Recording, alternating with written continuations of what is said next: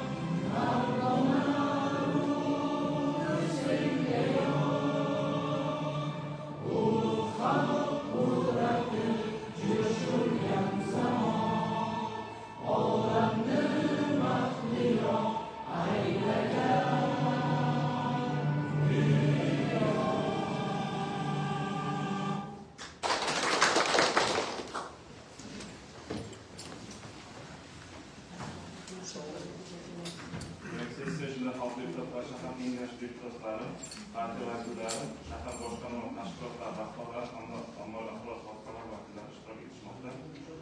Hurmatli deputatlar, amaldagi qonunlarga muvofiq sessiya tartibini qanday olishimiz kerak? 21-5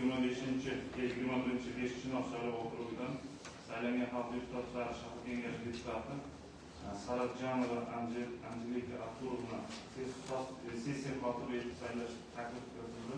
Boshqa takliflar bormi? Takliflar bo'lmasa, hurmatli deputatlar huquqlari tasdiqlashni so'raymiz. Qarshilar deputatlar rahmat. Hurmatli sessiya ishtirokchilari, amaldagi tartibga ko'ra sanov komissiyasini tasdiqlab olishimiz kerak. Sanov komissiyasi tartibiga quyidagi nomzodlar tavsiya qilinmoqda. Rahmonov Bahodir Baydullayev sanov komissiyasi raisligiga, Hazratqulov Abbos Yoqubjon o'g'li sanov komissiyasi a'zoligiga, Yusupov Abdulla Bayarov sanov komissiyasi a'zoligiga. Sanov komissiyasi a'zoligiga nomzodlar tartibi bo'yicha o'zgartirish takliflar bor. Ma'qul bo'lsa qo'l ko'tarib ovoz berishni so'raymiz. Qarshilar deputatlar. Hurmatli sessiya ishtirokchilari, sessiya kuni ish tartibini tasdiqlab olishimiz kerak. Kun tartibi deputatlar va sessiya ishtirokchilariga tarqatilgan. Ish tartibi quyidagicha bo'ladi. Ma'ruzalar uchun 20 daqiqa, savollar uchun 3 daqiqa, ma'lumotlar uchun 3 daqiqa.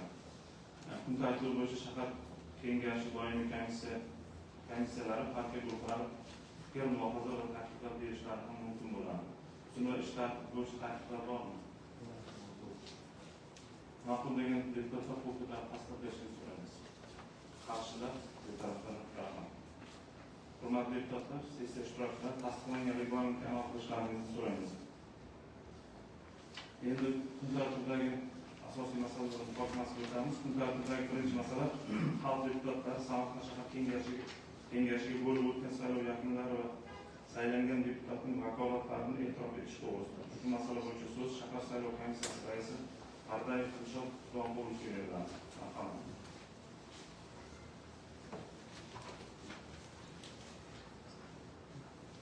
Assalomu alaykum, hurmatli rais. Xabarlaringiz bor, o'tgan sessiyada 11-navbatdagi saylov okrugi bo'yicha qo'shimcha qonunga saylovlarda ishtirok etish hisoblarini o'sha 5 ta partiyadan ko'rsatilgan nomzodlar bo'yicha to'liq saylov o'tkazildi. Xabarlaringiz bor, yakshanba kuni 16 kuni mana shu saylov natijalari bo'yicha umuman o'sha 5-6 ta uchastkadan jami 8706 nafar saylovchilar ro'yxatga olingan edi. O'shandan 5813 nafari saylovlarda faol qatnashdi. Undan 3193 nafari o'sha bugun Qamarov Hasanxonovich nomzodini qo'llab ovoz berdi. Bu bo'yicha shahar saylov komissiyasining qarori chiqarildi va bu matbuotda to'liq e'lon qilindi. Shu munosabat bilan saylangan deputatimizga ishlariga omad tilaymiz. Kelgusi ishlar bilan va ruxsat bersangiz Lazimovich mana shuni deputatlik nishonini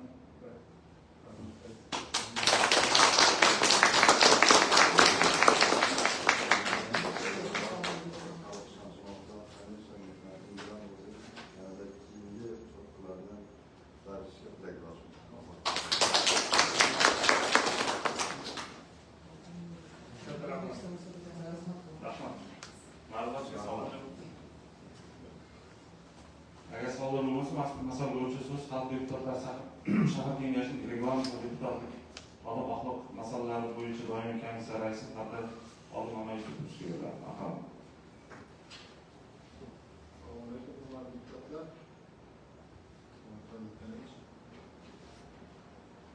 Deputatlari Samarqand shahar kengashining reglament va deputatlik odob axloqiy masalalar bo'yicha doimiy komissiyasi tomonidan mazkur masala atroflicha muhokama qilinib, komissiya a'zolarining taklif va mulohazalari inobatga olindi. Doimiy komissiya tomonidan taqdim etilgan axborot hamda qaror loyihasi ko'rib chiqilib, unda belgilangan vazifalar va xulosalar ma'qullandi. Xalq deputatlari Samarqand shahar kengashining o'rni bo'shagan 11-namozgoh saylov okrugi bo'yicha o'tkazilgan saylov yakunlari to'g'risida xalq deputatlari Samarqand shahar kengashi saylov o'tkazuvchi shahar saylov komissiyasi raisi Dilshod Pardayevning axboroti ma'lumot uchun qabul qilinishi hamda Qamarov Hasanovichning deputatlik vakolatlari e'tirof etish to'g'risida taklif qoniqarli deb topildi. Yuqoridagilarni inobatga olib, mazkur taklif hamda qaror loyihasi puxta ishlab chiqilgan bo'lib, tasdiqlash maqsadga muvofiq deb hisoblaymiz. Savollar bormi? Yo'q, rahmat. Demak, mazkur masala bo'yicha qaror loyihasiga tarqatilgan bildirilgan fikr va mulohazalar hamda takliflar inobatga olingan holatda ushbu qaror loyihasi tasdiqlanishini qo'l ko'tarib tasdiqlashni so'raymiz. Qarshilar rahmat. Kun tartibidagi ikkinchi masala Samarqand shahar sog'liqni saqlash bo'limi mudiri Babajanovning hududida sog'liqni saqlashni rivojlantirishga oid davlat dasturlarining bajarilishi, kasalliklar profilaktikasining holati, sog'lom turmush tarzini hamda to'g'ri ovqatlanishni shakllantirish, shuningdek sog'liqni saqlashning asosiy ko'rsatkichlari to'g'risidagi hisoblanadi. Demak, shu masala bo'yicha so'z sog'liqni saqlash bo'limi mudiri Babajanov Ahmadjon Sultonboyevga beriladi. Marhamat.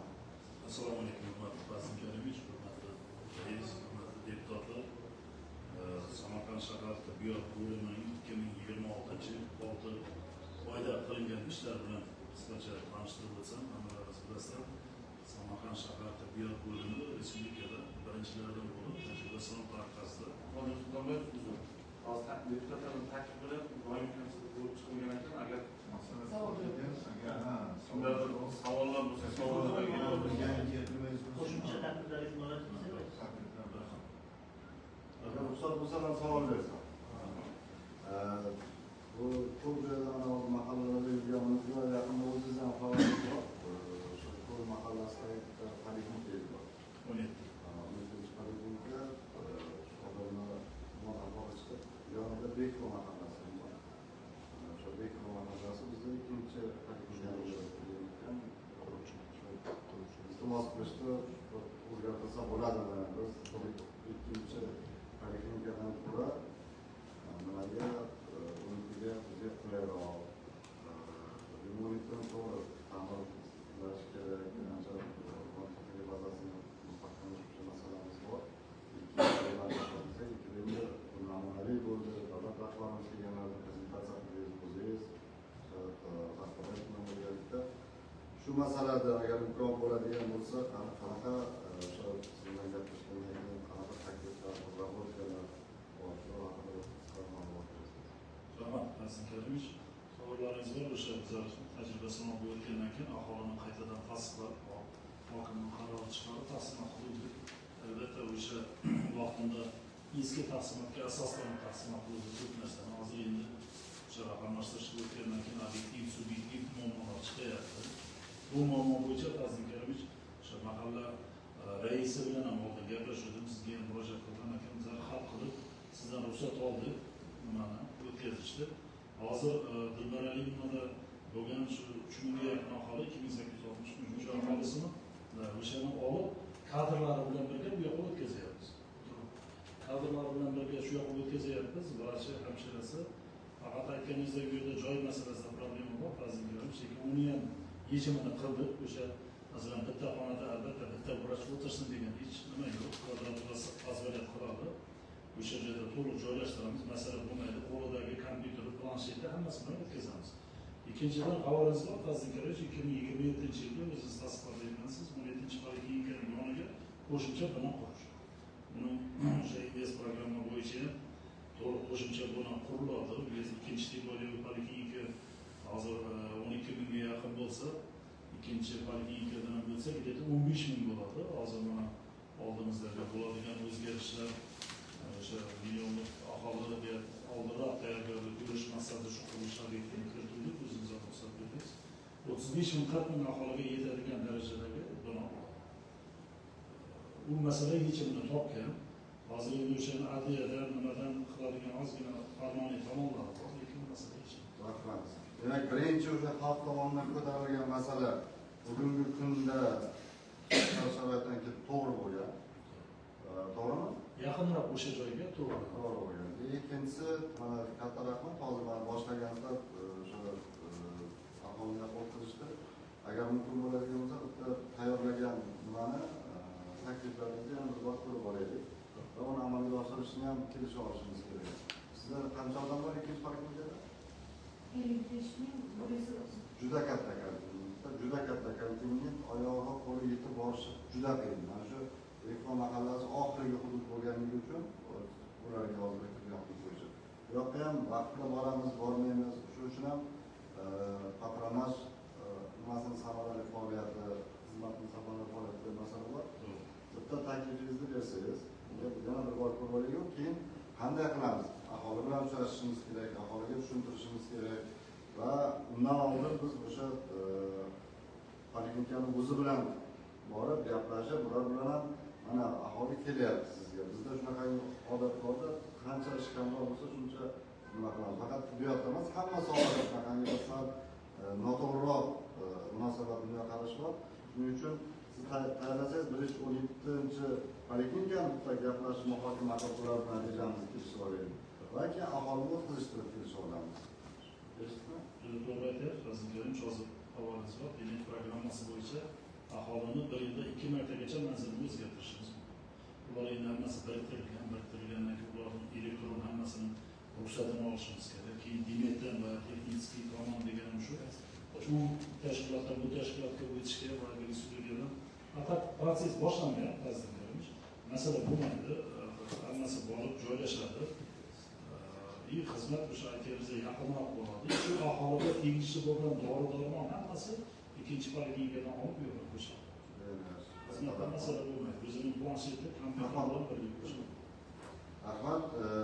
Endi ikkinchi yana bitta savol ham bir taklif menimizda yoki biz oturuq sifatidami? Biz oldin ham gaplashganimizda mana shu patronaj xizmatini poliklinikalarımizga yetib borishini nazorat mexanizmini qilaylik dedik. Unda hozir boradi, uni to'g'riroq maqtashadi va o'sha qaraymiz necha foiz hozir hamromiz borib kelgan ahvolimiz patronajdan Aholining biriktirilishi 96,7%. Her bittasida tarmoq reja bor, vazirlikning 97-guruh bo'yicha. Vazirlikning shu keyin o'zingiz olib yurgansiz planshetni 673 ta planshet olib bergansiz. Hozir o'sha planshet dimetga ulanib, boyagi lokatsiyasini ko'rsatar ekan qilgan. Oldingidan alvormaydi. Borib o'sha kasalning yoniga borib lokatsiyasini yoqib, keyin daniylarda kirsa demak qabul qiladi. Zo'r tizim yaratilgan. Demakda maqtanish deganlar bu tizim faqat Samarqand shahrida ishlaydi. To'g'ri, mana shu boramizku hozir lokatsiyasi bilan boryapmizda. Uni monitoring tizimida ham ozgina masala borda. Men yaqinda bir farqlar bilan gaplashib, har kun mana sizda yoki menda o'sha ko'rinib turish kerak. 192 ta mahallamizda nechtaga borish keragidir, nechtaga bormadi degan narsani hozir lokatsiya bilan boryapti, borganda yo uyga kiryapti, kirmayapti hamda. Shuning uchun bir o'ylab ko'ring buni. Sun'iy intellekt bilan bog'lab ozgina Samarqand tajribasi qilib bir taklif tayyorlaylik. Men ITni biriktirib beraman agar aytganimiz. Hozir barcha sohalarda maktab, bog'cha, ekologiya sohasida, yashirin iqtisodiyot sohasida sohalar bilan ishlayapmiz. Tibbiyotga faqat biz mana shu vertikal bo'yicha berayotgan dastur bilan ishlayapmiz. Juda ham yaxshi dastur. Ancha raqamlashtirish kirib keldi, Samarqand shahar tajriba, namuna bo'lib ko'p narsani raqamlashib oldi. Lekin yana bir bor, siz o'zingiz o'ylab ko'ring, mana shu sog'liqni saqlash tizimi yaratib bergan sharoitni shahar misolida takomillashtirish uchun nima qilishimiz kerak? Yana bir sun'iy intellekt bilan bog'lab ishimizni yengillashtirish nuqtai nazaridan bir taklif tayyorlashni imkon bo'lsa o'sha nimaga ham sessiya qaroriga ham kiritib qo'ysak, choy muddat belgilab qo'yamizmi? Bungacha siz bilan parallel ishlaymiz. Bilsangiz, vazirligimiz hozir Demetda omborxona 2 degan dastur tuzilyapti. O'sha omborxona 2 dasturida masalan hamshira uyga boryapti, bemorni ko'rib, o'sha dorini bir narsa yozgandan keyin bemor o'zini Demet Pro programmasida telefonida u tasdiqlanmaguncha aqloniga kirmaydi. Na etapda razработка deyapti. Bu ham, naверное, Samarqand shahardan boshlansa kerak. Chunki yangi pilotni ham hozir yana Samarqand shahardan boshlanmoqda. Raqamlashtirishning tibbiyot xodimlarini samaradorlik ko'rsatishga erishish bo'yicha nima tajribani yana Samarqand shahardan boshlayapti. Bunda qanday bo'ladi? Masalan, bitta tibbiy brigadada 3000 ta aholi bo'lsa, har bitta patronajga 1000 tadan aholi biriktiriladigan bo'lsa, o'sha 1000 taning ichida 280-300 ta kasal bo'ladigan bo'lsa, tarmoq skrining rejani bajarilishiga qarab ularga KPI rejimi qo'yiladi, oyligiga motivatsion tizim qilinadi. Juda murakkab. Biz oldin bazani yaratdik, xabarlaringiz bor. 600 mingga yaqin odamning familiyasi, kasalligi, hamma narsa bor butun shahar bo'yicha. Endi o'shalarning ichida hamshiralar kesimida taqsimot qilib chiqdi. Texnik juda katta nag'uzga bo'lyapti. Bahodir akaga ham bir kelganda dardimni aytdim. O'tgan yil Vazirlikimiz 682 ta kompyuter olib berdingiz, mana bu 627 ta nima planshet olib berdingiz, ko'p narsalar olib berdingiz. Lekin bizlar o'sha ehtiyojni qilayotganda yo'g'ini berdi-da, 20-18-yilda olgan kompyuterlar hozir tortmayapti.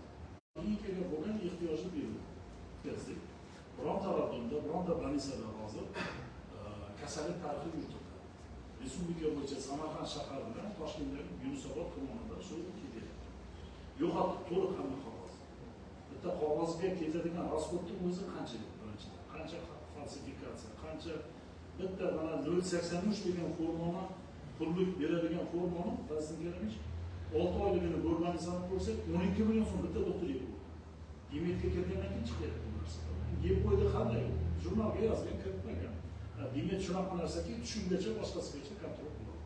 Shuning uchun raqamlashtirishga o'tdik, endi u statsionarlarga ham, radonlarga ham yangi kompyuter, yangi texnologiya kerak bo'lyapti. Endi gazetga ham yozib berdik, deputatlarimizga ham shuni iltimos qilmoqchi edim. Agar iloji bo'lsa, yana 470 bitta menga mana bu kerak Samarqand shahrida. Buni nima qilamiz ishlaymiz birgalikda. Bitta savolda mana hozir patronaj bank har doim o'zini qiynaydigan nimada. Shu yerda deputatlarimiz oxirgi marta kimni uyiga patronaj borgan? O'qituvchilar Bizning ketganlar. to'g'ri. Uchinchi qavatdagi ko'rganimdan keyin. To'g'ri ekan. Xudo xolasa o'sha keyingi nimalarimizda bu deputatlarimiz hammasini ko'taradi. Narsaga bitta narsa Zavod aytganim judayam katta ishlar amalga oshiryapti, judayam katta ishlar. Biz aholini ko'proq poliklinikani o'zida olib qolishimiz kerak. Ming afsus bo'lsin, hali ham o'sha shahar politsiyasiga boraylik, boshqa joyga boraylik, hammasi o'sha yerda. Bu bir. Ikkinchisi, bizga kelgan murojaatchilar keladi-ku.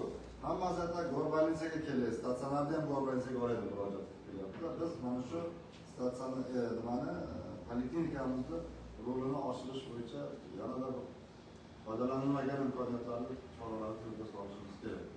Juda to'g'ri aytyapsiz, aziz Karimov. Endi katta muammomiz ham shunda, chunki xalqimiz o'ylaydi, hamma eshikka bizning hamshiralarimiz kirish kerak deb. Yo'q.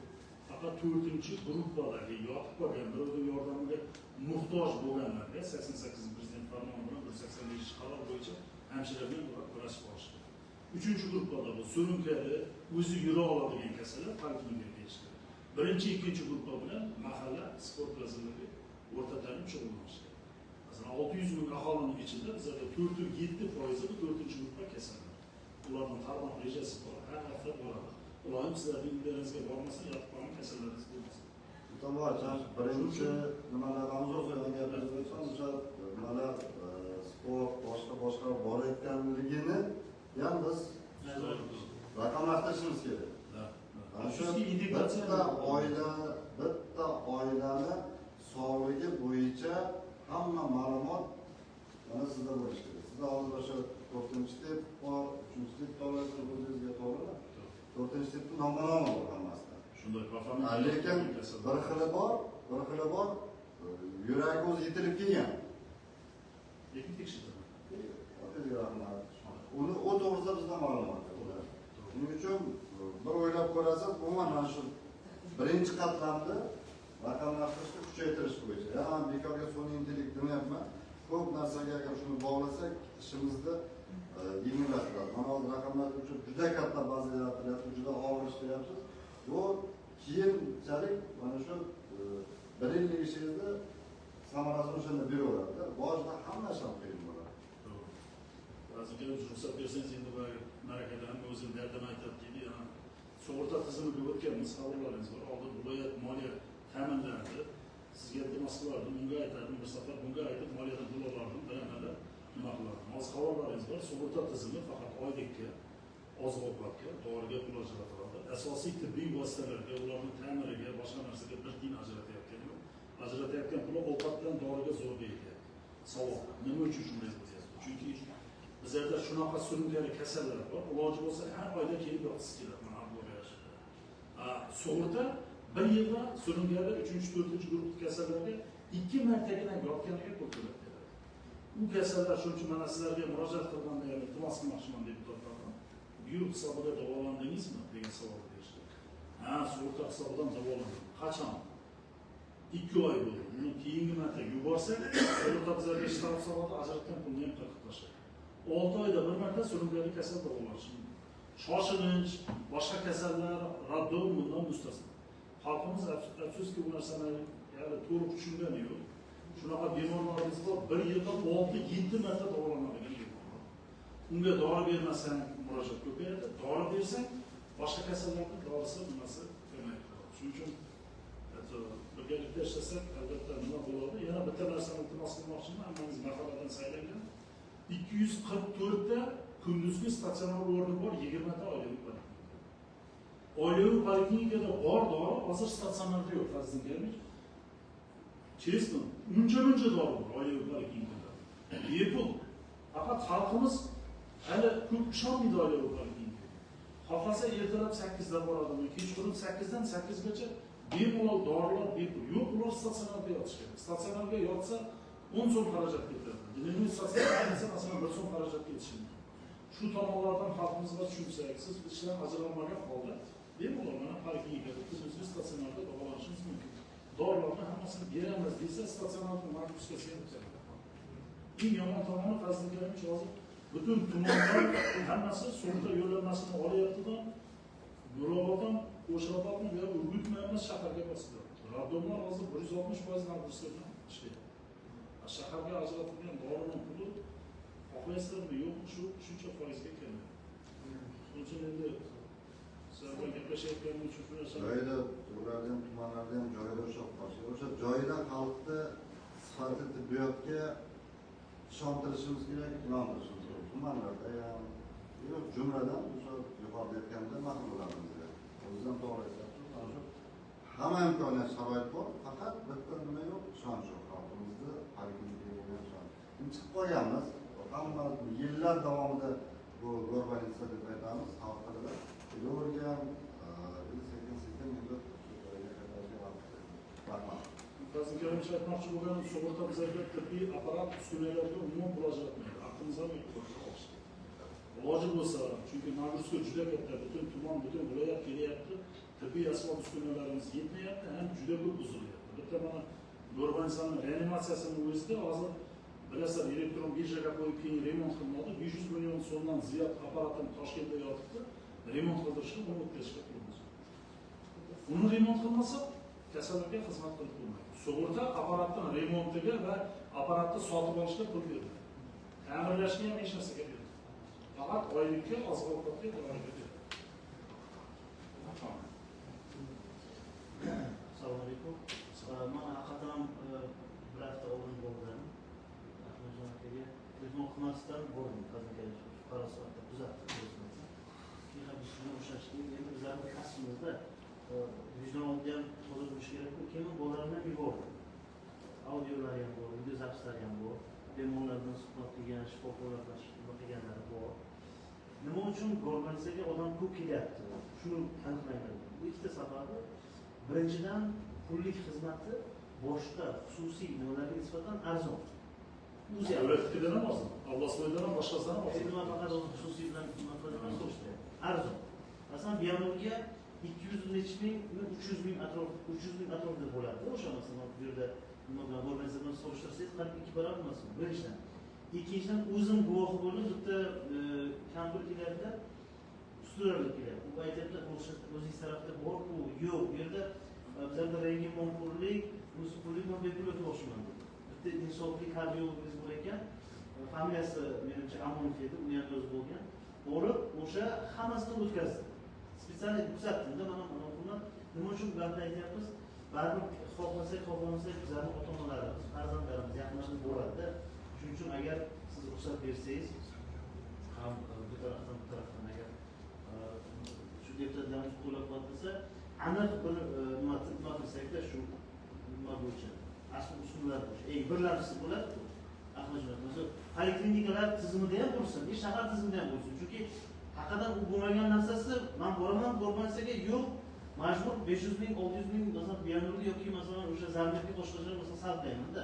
U yerda bo'lsa, iqtisodiy jihatdan ham, ma'naviy jihatdan ham yaxshiroq bo'ladi. Balki o'zimizni nimada poliklinikalar masalasida ham shunaqa. Masalan, o'sha poliklinikalarda o'zida masalan muzey, kardiologik nimalarning eng so'nggi nimalari bo'lsa, men o'ylaymanki bu ijobiy ta'sir qiladi. Lekin mana shu poliklinikalardagi boya aytayotgan statsionar endi ancha hozir ishlayapti.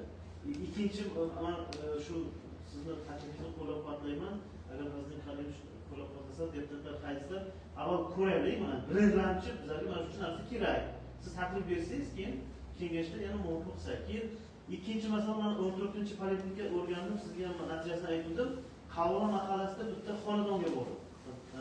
Ahmadjon. Xonadonga bordim.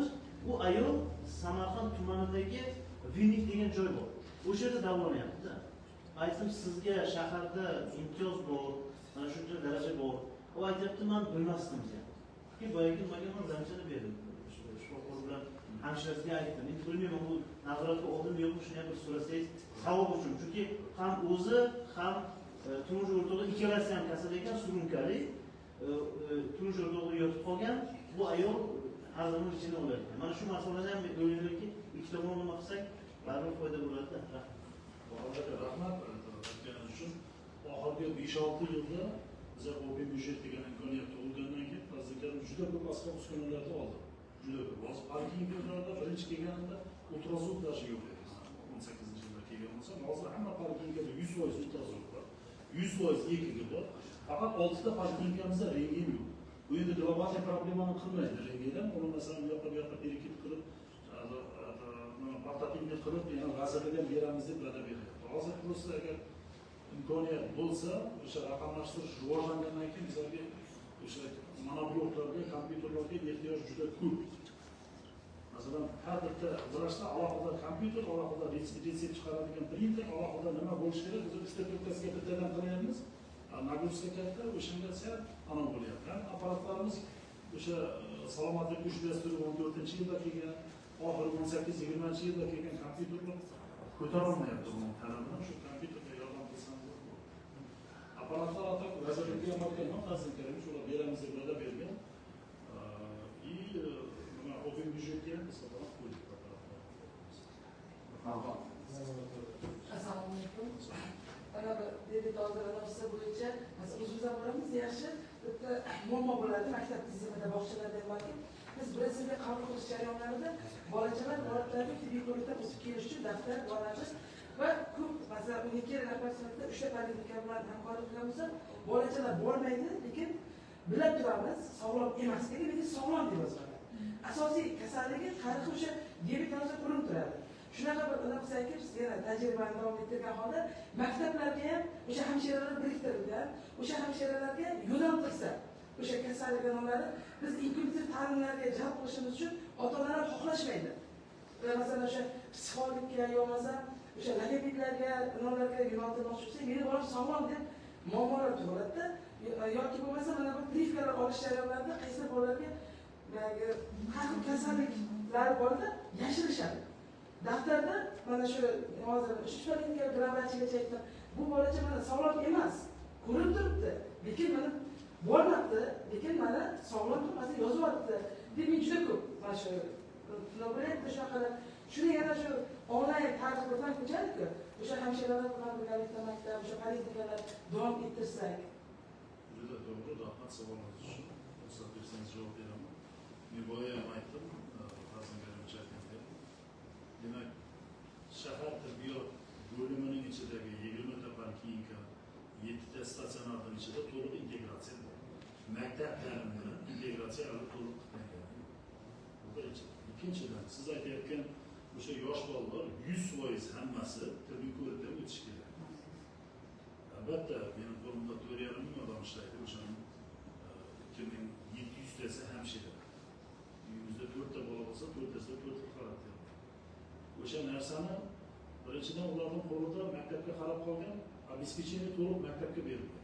Yaxshi muammoni ko'tardingiz. Borib, ularga ajratilgan maktabdan bergan dorisini, boshqasini ko'rsangiz, u обеспечениеda ham juda katta problema bor. Vrachlarimiz o'tganda tajriba sinov bo'yicha qisqarishga tushdi. Faqat hamshira bo'lsa, tergalarni nima qiladi? Maktab ularga kompyuter berish kerak. Hatto programma bizada o'xshida bor. O'shani elektronik ko'radi. Bu birinchidan. Ikkinchidan, bolalar sog'lom deb bergani qachon mumkin emas? O'qishga mumkin bo'lmagan holatlar, ruhiyatida o'zgarish bo'lsa, og'ir onkologik kasallar bo'lsa, boshqa bo'lsa, ularga maktabga zapret qo'yishga haqqi bor. Lekin qolgan holatlarda amaliy sog'lom degan so'z bor tibbiyotda. Bu degani maktabga borib o'qoladi. Surunkali shamollashi bo'lishi mumkin, bronxitda bo'lishi mumkin. Albatta, qalbaklashtirish bor. Даже shunday holatlar bor, maktab direktorlari iltimos qilaman. Mening hamshiralarim kontrol qilinadi. 2 haftalab kelmasini ham keldi deb tabiiyga qo'yib, pulini aralab o'tirganlar. Hamma holat bor. Bizlar boramiz, gapirib bo'ladi, siz eshitdingmi? Bizlar boramiz, hamshira yo'q. Qani desa hozir ketuvdi. Qachonlardir singlisi, kelini, qarindosini birovni qo'ygan. Bu endi 87 ta maktabda hamshira bor. 87 ta maktabda. Bizda xususiy maktabim bor. O'sha 87 ta maktabda hamshira masalan oldin 800 ta bolaga bir shtab bergan bo'lsa, hozir 1200 ta bolaga bir shtab beradi. Ko'pchiligi 4-5 ta qolib ketgan. Ko'pchiligida shunday holatlar bor. Ko'pchiligi yillar davomida ishlab kelgan, ularni olib statsionarga qo'ydim, bu yerda ishlolmaymiz, yana qaytib ketdi. Endi maktabdagi hamshiralarning kontrolini maktab tizimi bilan birga qilmasa, tibbiyotni bitimizi juda qiyin bo'ladi. Chunki shunday vaziyat bo'ladiki, psixologik ro'yxatda turadi bolalar va sog'lomlik o'zgarishlar asoslari bilan bor. Shu yerda biz o'sha maktabda maxsus maktabga yo'naltirish uchun ona ham psixologik ro'yxatda yozishi noloyiq shaxs sifatida biz juda azob ekanmiz. Chunki shunday vaziyatlar bo'ladiki, o'sha ro'yxatda turganligi bilan sog'lom deb yozib olish holatlari bo'lanligi uchun aytdim. Birinchidan insonning ruhiyatiga xulosa berish bizlarga emas. Ularni faqat psixiatrlar qo'ysa bo'ladi. Meni poliklinikada biladim, eshitishga haqqim. Eshitdim, iltimos endi. Siz savol berdingiz, men javob beryapman. Yo'q, sizga men demak bo'ladim, iltimos bunday. Ruhiy dispanserda turgan kasallikda diagnozini yozishga haqqi yo'q, ertaga jinoiy javobgarlikka tortish lozim. Konfidensialnost degan narsa bor. Ruhiy diagnozlar elektron bazada turgan bo'lsa, direktorda prямо o'zlari tashlaydi. Agar bular zaпрос qilsa, shunda turibdimi? Oilaviy poliklinikada bironta mutaxassis ruhiy diagnozni qo'yishga haqqi yo'q. Qo'ysa ertaga javobgar bo'ladi. Siz hech shoqlamayapsiz. O'sha spravka oladigan odam o'zlari ruhiy dispanserga borib, bu yerda bostirib keladi hujjatini, o'tmasa o'tdi qilib, yo'q bo'lsa yo'q deb. Hozir ham juda ko'p kasal, ruhiy kasal dispanser uchun turmaydi. Hisobdan ham o'tmaydi. Biz bilamiz, bilasizmi, shunday qarangizda, qaysi darajadagi shizofreniya bor, boshqa kasallik bor ekanini bilamiz. Yaxshi lavozimda ishlab yurganlar bor. Lekin bu xulosani men emas, ular dispanser beradi. Hozir reglament bor, ruxsat bersangiz, muammo bor. Ayniqsa hozir mana quyuq qatlamda aytdik. Agar deputatlar qarshi bo'lmasa, biz maktablardagi mana shu hamshiralar bo'yicha bitta komissiya qilib bitta o'rganish o'tkazaylik. Muammoni ham o'rganamiz, ish beruvchi hammasini bitta o'rganaylik, muammoni ham boshqaraylik. Lekin o'zi hozir siz aytayotganingizda mana shu biz bermaymiz. Ruhiy holatiga bo'lsani psixiatrlar beradi. Psixiatrlar bergan bermaganligini direktordan ko'ra ko'proq talab qiladigan hamshira bo'lishi. Shuning uchun o'zi bir yaxshilab o'rganaylik, bu bizga kerak ham. Diagnoz ko'p bahona olamiz. Buni ham bitta agar nimaga kirsak biz ruxsat bersangiz, nima deydi? Protokolımızga kiritamiz. O'sha deputatlarimizdan, soha vakillaridan, tibbiyot birlashmasimizdan olamiz, xalq ta'limi bo'limidan olamiz, bitta guruhga o'rganib o'tkazamiz. Rahmat. Menimcha yetarli bo'ldi savol. Rahmat. Mazkur masala bo'yicha so'z xalq deputatlar shahar kengashining ijtimoiy soha, yoshlar siyosati, madaniyat va sport masalalari bo'yicha doimiy komissiya raisi o'rinbosari Hazrat Qulov Hamqosiyatdan o'rganiladi.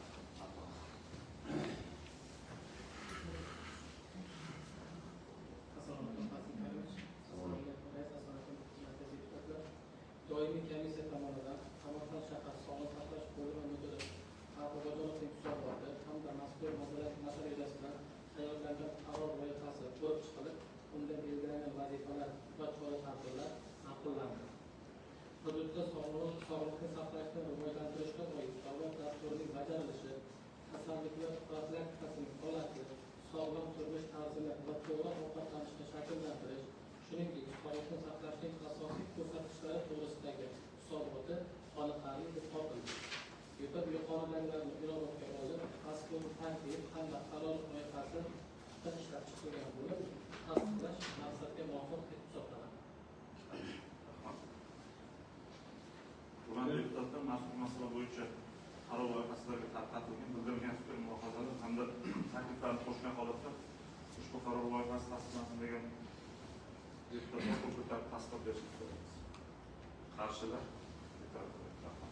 kun tartibidagi 3-chi masala Samarqand Samarqand shahrining ijtimoiy va ishlab chiqarish infratuzilmasini rivojlantirish dasturlari doirasida elektr ta'minoti tizimini yaxshilash borasida amalga oshirilayotgan ishlar yuzasidan Samarqand shahar elektr ta'minoti korxonasi boshlig'i Noqobilov hisoboti.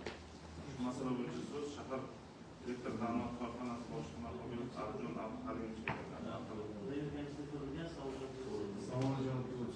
e'tirozlar bo'lmasa savol bizlar olib o'rganilgan joyda ular ham haqqan ishlayapti, o'zgarishlar bo'lyapti. Lekin xalq orasida bu bo'yicha murojaatlar nihoyatda ko'p, muammolar juda ham ko'p, shikoyatlar ko'p. Bitta o'sha mahallani misolda aytdim sizga, men sizga telefon qilishga ham noqulay, gap to'g'risi. Lekin bu yerda eng katta muammo bu yerda nima bo'lyapti? Asosiy o'sha simyog'ochlarni beton stavbalarga almashtirish bo'lyapti. Ularni qo'lida bu narsa yo'q aslida. Shuning uchun bizlar o'zimiz deputatlarga ham, kotibiyatga ham aytdimki, bizlar yig'aylik 30 ta deputatga, masalan, har bitta masalan bizlarda 6 ta mahalla bor. 6 ta mahallada umumiy hisobda masalan nechta betonli stavba kerak? O'shani bizlar hisoblasak, o'shani hech bo'lmasa 50%ni berish masalasini bizlar kengashdan viloyat kengashiga taqdim qilsak, ular ajratsa, masalan shahar kengashi deputatlarni masalan so'rovga muvofiq shahar kengashidagi o'sha nimalarga deputatlik so'rovga asosan shahardagi mahallalarga mana shuncha betonli betonli nimalar stavbalar ajratilsin deydi. Agar bunday qilmasak, hozir bu kishini nimasida bu kishida ham balo vakolat yo'q. Qachon kelsa o'shanda beraman deyapti. O'ylan 20 deydi, 5 olib keladi. Bu endi katta muammo shunday bo'lsa. Chunki bizlar ko'rdik, simyog'ochlar u chirib ketgan, vaqti o'tgan. Bu juda ham jiddiy masala. Shuning uchun agar biz hozir buni qilmasak, ertaga baribir boshqa tarafdan sal davleniy bo'ladi, keyin tushunadi. Shuning uchun agar ruxsat bersa, rais birgalikda bizlar zapos bersak viloyatga, ki shahar mana shunga ehtiyoji bor. Shunga elektrosvet viloyatniki bizlarga bersin. Ko'pchilik deputatlarning o'ylamayotgan asosiy nimalar ham shu. Bo'lsa, birinchi shu simyog'ochlarni almashtirish masalasi.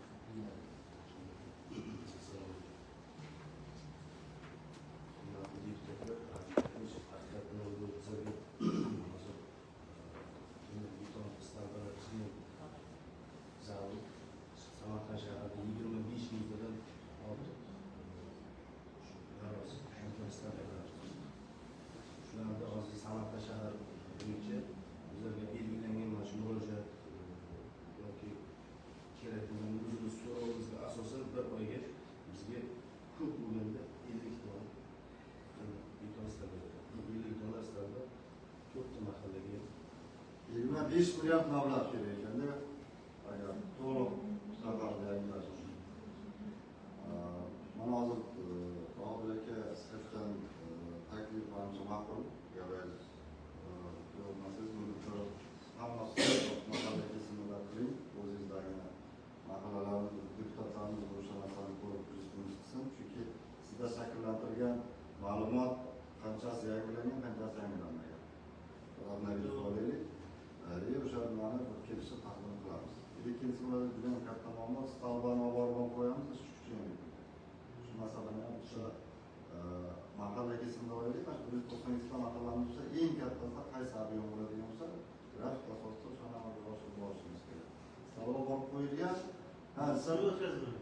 bitta stalba ularni tilida ekadigan deydi-da. Stalba ekadigan degan nimasi bor. Stalba o'rnatilgan texnika bitta bor. Bitta o'sha kovlab biz talbalar mana o'zim olib berganlarni o'rnatgan. Ikkinchisi talbani o'rnatgandan keyin o'sha sep kabel yopiq bilan olib ketishimiz kerak. Hozir talbalarni almashtiramiz. Stalba mana shu yog'och yaroqsiz holatga kelgan stalbani yoshi bilan baravar sinib turibdi. Shu boylarni urib shunda rasvo bo'lgan, u birinchidan o'sha salqin shamolda avariya holatini ko'p keltirib chiqadi, ikkinchidan men katta bateriyamiz ham shu bilan bog'liq. Respublika bo'yicha eng katta bateriyani yo'qotish bor hududlarimizdan biri Samarqand. Shuning uchun mana shu keyingi masalalarni ham hisobdan osib 3 ta narsa mana shu simyog'och o'sha beton sivas tolbalar, ularni bekitadigan simlar va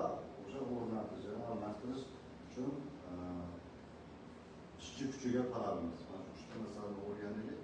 Ilk amalga oshirsak bo'ladi. Bizga stavbani berib qo'yganim bilan bir kunda nechta stavba o'rnatish mumkin? 20 ta. Tasavvur qiling. 20 ta stavba bir kunda ishlasa boshqa yerda avariya bo'lmasa. Biz 25 mingta stavbani qachon? Amalda 50 ta 60 ta bor. Bitta texnika bir kunda 20 ta bo'ladi. Uni endi kuniga hisoblasa necha yil kerak? Shu o'zimizda shu 3 ta masalani hisobdan tahlil qilamiz. Assalomu alaykum. Mana shu Mo'g'ul hududida Manfaat mahallasida 60 bog'cha bor. Men deputatning so'roviga chiqardim. Chiqargan natija ham javob bo'lmadi. Oldi transformator o'rnatilgan ikkita. Bittasi menimcha xususiy bank o'rnatgan, bittasi davlatga ishlagan. Hech qanday temir panjara o'ralmaganda men sizni oldingi rahbarga murojaat qildim bu bo'yicha. Sizlarga ham deputatlik so'rov chiqarganman. Bolalar hayoti uchun juda ham xavflida ochiq turibdi. Sizni oldingi rahbar borganda aytdik, zaruriyat ekspluatatsiyasi bizga qaramaydi debdi. Lekin bu muammoni yechimi emasda. Misol uchun mana bolalar bilan boshqa bog'chalarda, qayoqda yoki boshqa joylarda qancha muammo bo'lyapti. Bolalar suvga oqib ketyapti yoki boshqa narsa bo'lyapti. Bizada ham mana shu narsa bo'lmaydi deb yechim aytolmayman. Man 2 oy bo'ldi menimcha sizga deputatlik so'rov chiqarilganiga, lekin hech kim borib ko'rganim ham yo'q, natija ham bo'lgan. Haqiqatan Ma'rifat mahallasi Samarqand tumaniga qarashli to'g'ridan to'g'ri bizlarni ekspluatatsiya qilishga haqqimiz yo'q edi. Mana shu bir hafta bo'ldi, shunaqa buyruq chiqarildi. Samarqand shahrida bo'lgan barcha mahallalar ekspluatatsiyasi elektr energiyasi bizlarga o'tdi. Shu hozir buyruq tasdiqlansa, keyin bizni shu xodimlar borib ishlashi mumkin. Siz murojaat qilganingiz bilan to'g'ridan to'g'ri bizlarni ekspluatatsiya bo'lmaguncha ishlashga haqqi yo'q. Qonun bo'yicha. Elektr energiyani o'chirolmaydi, feyder deydi, bizlarda yuqori kuchlanishli to'g'ridan to'g'ri o'chirib ishlashga haqqi yo'q. Ana endi yaqinda shu Quronboyevni taklifi bilan bizlarga Samarqand shahariga o'tkazdi. Endi hozir buyruq kelsa bizlar ekspluatatsiyasini qilamiz. Bu yerda bolalar sog'lig'i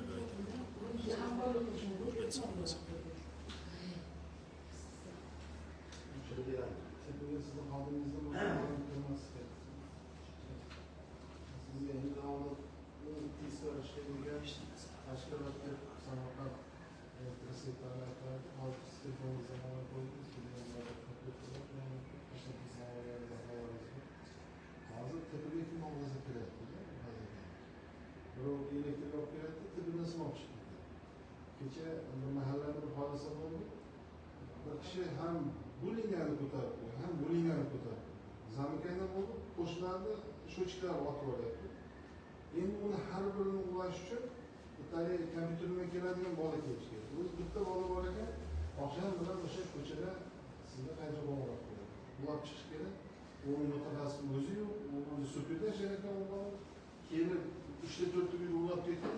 Qolganlar ularga yo'q. Faqat tepaga ega bo'lish kerak. Tepaga sizni xodimingizdan boshqa odam kirmaslik kerak, chiqolmaslik kerak. U odam aytadi, pulni berganman degan. Menga simoqchi bergan. Tepa oldinlari umuman tepaga yaqinlashmaslik. Yaqinlashsa javobgarlik tushib bo'ladi. Hozir kim hofiza stavbaga majbur olib kelib, kim qaysi ko'chadan mina topsa tortib oladi. Bo'lganda qishlari qo'yib ketdilar, bunaqa jilisi. O'shani qo'ysa, hech kim stavbaga chiqmaydi. Uylarga bitta to'liq rasporedlение bersa, mana bu ko'chadan tepadan, bu ko'chadan olib kelib stavbalarga qarab bo'ladi. Mana sal tartib qilish. Hammaga sinib. Bitta zamikani bo'lsa, stavbalarga qotib ketadi. Shuning uchun ega bo'lish kerak, buni nazoratini kuchaytirish kerak. Tepaga umuman shahar elektrosetidan boshqa hech qanaqa odam yaqinlashmas kerak degan fikrim bor. Shuni Siz Samarqand shahrida 2300 ta transformator bor. Samarqand shahri bo'yicha ekspluatatsiyalashtirilgan 120 ta xodim bor. 120 ta xodimni tashkil 35 tasi tunda ishlaydi, kech ishlaydi. Ichida shu ekspluatatsiya qiladigan buxgalteriya hammasi ba'zi kamchiliklarni xodim объемga nisbatan 30%. 70% xodim bo'lsa kamroq bo'lishi imkoniyatimiz bor. Samarqand shahrida bir vaqt o'zida 10 joyda avariya bo'ladigan bo'lsa, kamida 5 tasi to'xtab turadi. Shunaqa berib, man uzr so'rayman, mana shu oqibati bilan ishlayapsiz. Siz ham biz ham. Shu mana hozir aytilgan olmayotgan narsani bir o'ylab qo'yish kerak buni. Nihoyatda to'g'ri nima aytadi? Egalik qilish kerak. Buni hozir man Ahmad Sultonboyevga aytganman, to'g'ri aytgan. Oddiy man mutaxassis emasman, lekin 2,5 mingtadan nechtasi buzilish darajasi yuqori. O'sha hisob-kitob yo'q sizlarda. Aytsak chala bo'ladi, to'g'risida. Buni diagnoz qo'yib olishimiz kerak. Mana ko'z chiqishga tayyorgarlik bilan 2,5 mingta transformatordan ichida shunday transformatorlar bor, qayerdaligini joylashganini esingizdan chiqargansiz. Chunki muammo yo'q yo'qda. Aholi abonent aytaylik 300 ta, o'sha joyga keyincha istiqbollini belgilab 600 talik qo'yilgan. Nagruska ham ko'taradi, hammasi yaxshi. Lekin shunday joylar bor, 400 talik transformator turibdi, u yoqda 600 emas, 500 ta abonent bor. Tadbirkorliklar ulanib ketgan. Texnologiyani beravergan, uni ulanganini sizda ham hisobi yo'q. Shunaqa uchun buni bitta to'liq xato diagnoz qo'yib olishlari kerak. Mana bitta xato qiling, 2,5 mingtadan nechtasi sizni ko'proq bezovta qiladi. Sizlar 130 ta odamni 1300 ta qila olmaysiz, hayotda qila olmaysiz. Har bitta transformatorga bitta havo qo'yish imkoniyati yo'q. Urishtirish ham 130 ta sadajaniyasini otikalasida qilib bo'ladi. Bu bir. Ikkinchisi, yana aytaman, mutaxassis emasman. Lekin mana joylarda borganda nimadan buzilayotganini ko'ryapmiz-da, nimani? Birinchisi o'sha nagruskani yuqori. Ikkinchisi nagruska yuqori bo'lgandan keyin nimasi prenaxnaytilda qo'yadi, otor uradi. Nima qiladi keyin uni simiradi. Sindiradi. Sindirgandan keyin patologiya bo'laveradidan simamdan erib ketmaydi. Aytaylik, mana shu eng yuqori isish darajasi o'sha joyda 40 gradus issiqdan oshmaslik kerak. U yoq 80, 90, 100 bo'lib yonadi keyin. O'shanga datchik qo'yinglar. Bor-bor, hamma imkoniyat datchik qo'yib qo'ying. O'sha sinov keldimi, o'sha yongacha kutmasin. Mayli, bularni nima deydi?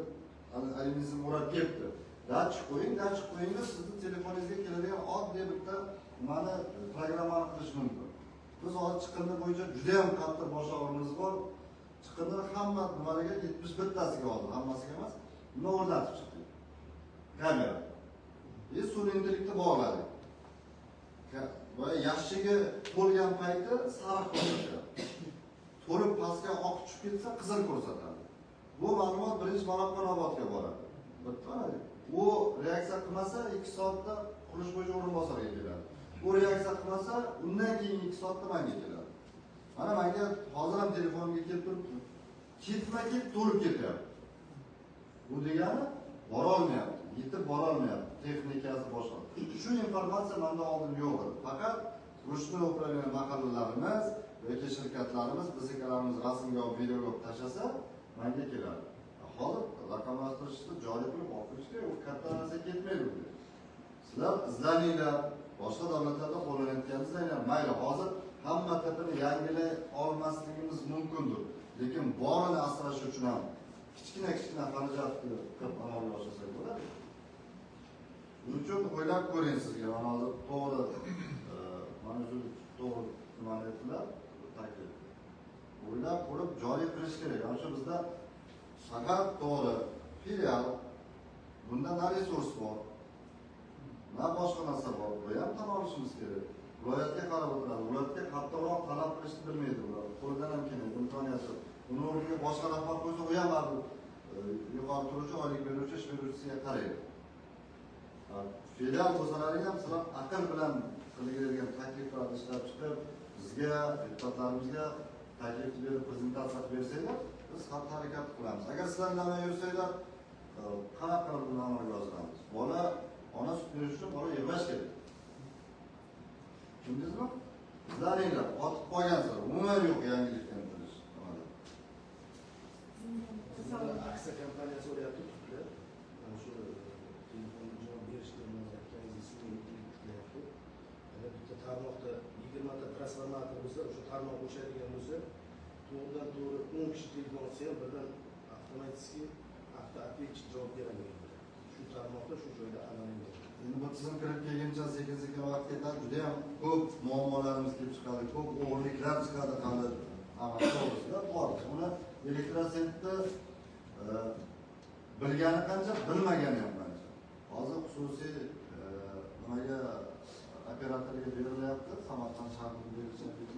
Juda ham ko'p muammolar chiqadi, qiyinroq bo'ladi. Lekin bu kelajakka qarab turgan yaxshi va yo'nalishlar. Davlat rahbarimiz o'ylab Toshkent shahrini Samarqanddan boshlaysan degan nimani bekorga bermagan. Yangilanadi xususiy operator hozir sifatli xizmat ko'rsatsa debitor bo'lmasdan pul olish imkoniyati bor. Mana hozir ana aholisi qancha debitorimiz? 70 milliard debitor bor. Vaholanki uchuvchingiz turib bo'lmasa nima bo'ladi? O'chadi. Lekin shunda ham qarzdorlik. Endi keyin bunisini keyin bu yoqqa o'tkazgan, bu yoqqa o'tkazgan, va hokazo. Mayli, buni vaqt ketmasin, reglament bor. Hozir shunaqangi ma'lumotlar chiqib, Lift men aytdi. 2 yildan beri aytadi. Hozir men o'zim shaxsan biladigan odamlar bor. Har tarafdan shu chiqib aylantirib o'tkazib tashlagan, endi xudodan ko'p haqqidan qo'rqmaydiganlar qiladi. Qo'rqadigan qilmaydi. O'shani shu chiqib qo'ygan paytda shu chiqib o'chirsa, shahar uyda ichida aylanayotgan to'q tizimini ko'rsatsa. O'sha narsani olish kerak. Bitta ko'chadan o'tib ketish qiyin emas. Ikkinchidan keyin million shahar bo'lganimizdan keyin shunaqa turistik hali shahar bo'lgandan keyin shahar elektrositini viloyatda mustaqil ajratib o'tib o'shani respublika elektrositini subyekti alohida mustaqil subyekti qilib moliyalashtiradigan qilishni ilojidan kengash yordami bilan taklifi bilan ko'rib chiqish kerak bo'ladi. Chunki Samarqand shaharda katta shahar viloyatda beradigan simlik o'rnini anomasi ortda hozirgi o'ziz o'tirsangiz bitta simni olish uchun butun viloyat tashkilotlari bilan aralashma qilgan joylar bor. Shuni Samarqand shahrini elektrositini, ayniqsa gaz muammosini qishda viloyatga qarab qolamizda. Masalan, shu subyektlarni olamda subyekt qilib, yuridik mustaqil subyekt qilib qilishni senatda ishlash kerak.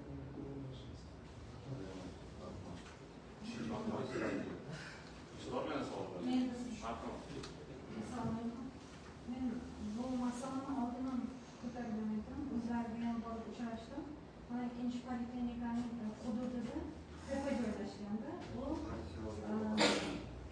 bu kishi bilan borib o'zlari bilan uchrashganimda imkoniyati yo'q, iloji yo'q dedilar. Ya'ni o'sha tepaga 280-200 to'g'ridan to'g'ri poliklinikaga ulangan elektr tarmoqlari. U poliklinikada prezident administratsiyasidan keyin OPM budjeti boshliq tomonidan olib berilgan apparaturalar borda. Bitta mana prezident administratsiyasidan olingan apparat mamograf butun shaharga xizmat qilamiz. U bilan 1 milliard 400 million turadi. Bu bitta apparat. Rentgen masalan 1 milliard turadi ziyoda. Unga 270 hatto 300 gacha kuchlanish bilan tok kelyapti. Bir marta, 2 marta o'sha lampochkalar bor ekan, 40 ta, 42 ta. O lampalar через transformator o'tib, yana o lampalar ham kuyapti. Bitta texnik xizmat ko'rsatish poliklinika bepul. Nima deyapsiz, to'g'rimi? Ha. Ta'minot. Ta'minot uni texnik xizmat ko'rsatish uchun masalan poliklinikaning budjetida pul yo'q. 12 million bilan Toshkentdan chaqirtirib texnik xizmat ko'rsatadi. Endi u kishi bilan uchrashib shuni nimasini o'tgan yil ham bu masalani ko'rsatganimda siz yacheyka bor, oldin bo'lgan alohida transformator uchun, poliklinikaga o'tish uchun. Bu kishiga bu muammoni aytganimizda, agar hozir bizlar pasaytirsak, o'sha poliklinikangizga normada o'tadi, keyin qolgan tadbirkorlik subyektlari atrofi to'la poliklinikaning o'sha gostinitsalar bor, restoranlar bor, boshqalarga kamayadi. Lift ham kuygan-ku. Lift OPM budjet qilib juda ham qiyinchilik bilan 2-3 marta qo'yib, keyin uni liftni yuturdik. 2 ta lift.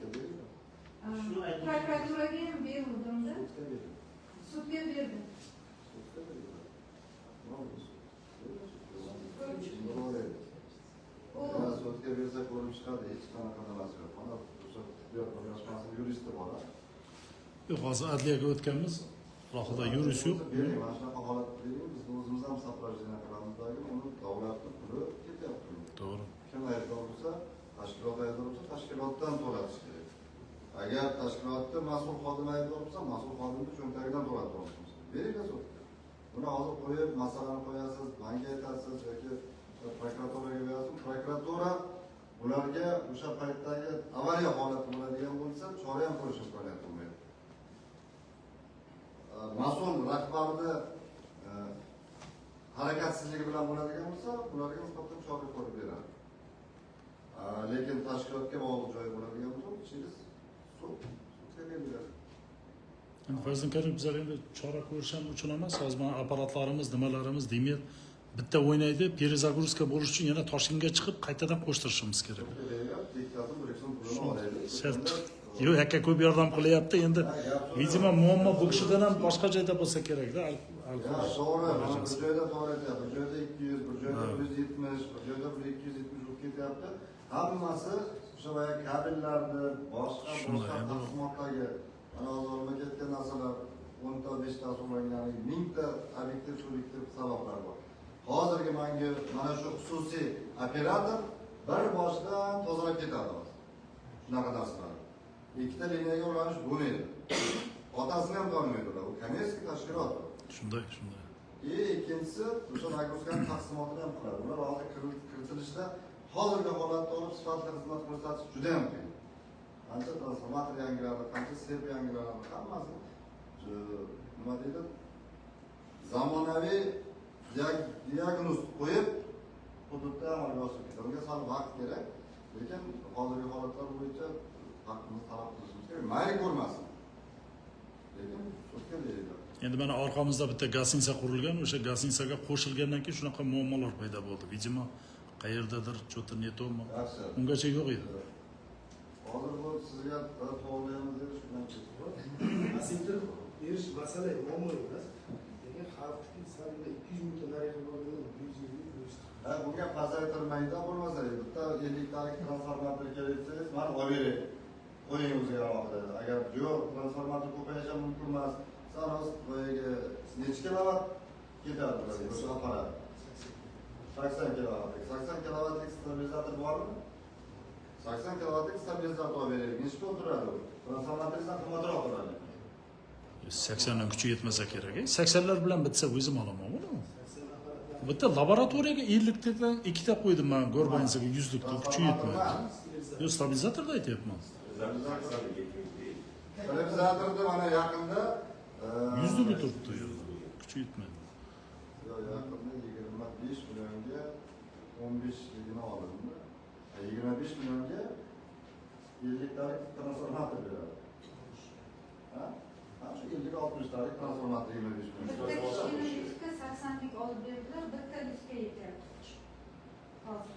Bu ob'yom sal kattaroq. Fazlin Karim shu yerga ana 454 ming dollarga prezident kelgan vaqtida bir 4-5 yil oldin apparatura olib bergansiz. Ko'rgansiz boyagi fizioterapevtik apparatlar, boshqalar hammasi shu yerda turibdi. Hozir nimada-da endi ularda sal to'q stabilni bo'lsa masala yo'q, ishlatamiz.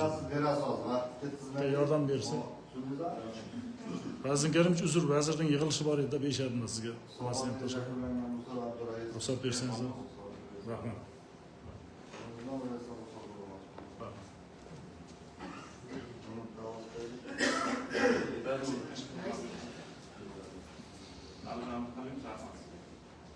Mazkur masala bo'yicha tadbirkor so'z tashkilot kengashining agrar qurilish kommunal sohalar ekologiya sanoat va transport masalalari bo'yicha doimiy komissiya raisi Bagir Rasul so'zladi. Assalomu alaykum, hurmatli yig'ilishlar. Boyagi doimiy komissiyada ham hammasini ko'rib o'sha muammolar bilan haqiqatdan ko'p muammolar bor. Lekin baribir hisobotda o'ziga yarasha nimalar bor. Lekin men bularni hozir kamchiliklarni o'qib o'tmoqchi emasman. Bundan xulosaga o'taman. Ruxsat bersalar, Xalq deputatlari Samarqand shahar kengashining agrar qurilish kommunal va transport masalalari bo'yicha doimiy komissiya tomonidan mazkur masala atroflicha muhokama qilinib, komissiya a'zolarining taklif va mulohazalari inobatga olindi. Doimiy komissiya tomonidan Samarqand shahar elektr ta'minoti korxonasi boshlig'i Norqobilovning hisoboti hamda mazkur masala yuzasidan tayyorlangan qaror loyihasi ko'rib chiqilib, unda belgilangan vazifalar va chora-tadbirlar ma'qullandi. Samarqand shahrining ijtimoiy va ishlab chiqarish infratuzilmasining rivojlantirish dasturlari doirasida elektr ta'minoti tizimini yaxshilash borasida amalga oshirilgan ishlar yuzasidan Samarqand shahar elektr ta'minoti korxonasi boshlig'i Norqobilovning hisoboti qonunlari topildi. Yuqoridagilarni inobatga olib, mazkur takliflar qaror loyihasi puxta ishlab chiqilgan bo'lib, tasdiqlash maqsadiga muvofiq deb hisoblanadi. Mazkur masala bo'yicha qaror loyihasiga tarqatilgan bildirilgan fikr va mulohazalar hamda takliflarni qo'shgan holatda ushbu qaror loyihasi tasdiqlansin degan deputatlar huquqlar tasdiq berishni so'raydi. Qarshilar betaraf qilinadi. Hurmatli deputatlar, kun tartibida 4-chi masala O'zbekiston Respublikasi Prezidentining 2024-yil 25 noyabrdagi kambag'allikdan parvarona misali dasturini amalga oshirishga faol nuroniylarni jalb etish chora-tadbirlari to'g'risidagi 405 son qarorining ijrosi yuzasidan Samarqand shahar hokimligi kambag'allikni qisqartirish va bandlikka ko'maklashish bo'lim boshlig'i vaqtincha vazifasini bajaruvchi Berdiqulov hisobot belgilangan. Demak, so'z Berdiqulov va ko'rilgan masala. Marhamat, savollar bormi?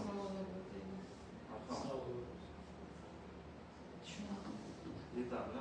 Demak, yaxshi muhokama qilingan. Murat rahmat. Assalomu alaykum. Assalomu alaykum. O'tkazalar rasman bo'yicha muhokama bo'lgan bo'lsa, agar keyingi ikkinchi yarim yillikda amalga oshiriladigan ishlarimiz bor. Birinchi yarim yillikda yil boshida kambag'allik darajamiz 3.8% edi. O'shandan 2.8% ga erishildik birinchi yarim yillikda. Ikkinchi yarim yillikda chora-tadbirlarimiz bor. Sizlar bilan birgalikda amalga oshirilgan ishlar bo'yicha kambag'allikdan xalqni aylantirishimiz rejalarimiz bor. Bunga yordam bersangiz xursand bo'lamiz. Ikkita yigitni kelib yaxshi hamma narsani tushuntirib, e'lon ketdik, ko'rdik. Yaxshi muhokama bo'lganida, Xudo xolasa ikkinchi yarimlikda ham yaxshi muhokamada bo'lganda yaxshi shasanlar bo'ldi. Belgilab bergan vazifa ijrosi ta'minlanadi. Deputatlarimiz albatta qo'llab-quvvatlash, yordam so'rashimiz mumkin, lekin aholini bandligini ta'minlash, daromadini oshirish, doimiy yuqori daromadli ish bilan ta'minlashga mas'ul tashkilot bevosita qatnashlashlari kerak.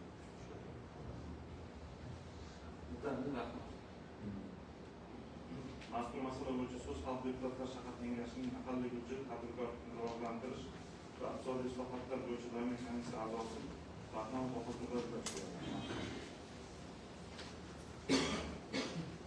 Assalomu alaykum. O'zbekiston Respublikasi Prezidentining 2024-yil 25-noyabrdagi kambag'allikdan parvarona sari dasturi amalga oshirishga faol nuroniylarni jalb etish chora-tadbirlari to'g'risidagi 405-son Prezident qarorining ijrosi yuzasidan Samarqand shahar hokimligi kambag'allikni qisqartirish va bandlikka ko'maklash bo'lim boshlig'i vazifasini vaqtincha bajaruvchi Berdiqulovning hisoboti organimizda eshitildi.